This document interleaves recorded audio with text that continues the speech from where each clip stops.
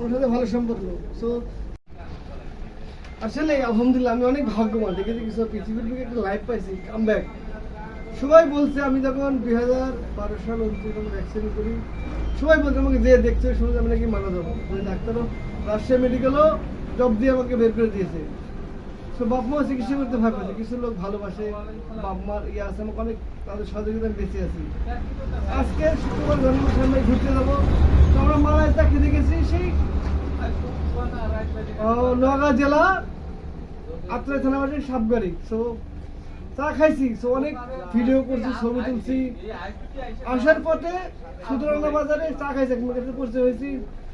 ওখানেই বাজারে মোবাইলটা রাখছি, মানে ভুলে, মানে টেনশন কাজ করতে বাসায় যেতে, মা অসুস্থ। এদিকে সোহাগ ভাই ডানামা মিস্ত্রি, সে অনেক ভালো, অনেক ভালোবাসে, ভালো মানুষ। সে বাস স্ট্যান্ডে থাকতে দেখা করতে পারবে, কিন্তু দূরে আসার কারণে মানে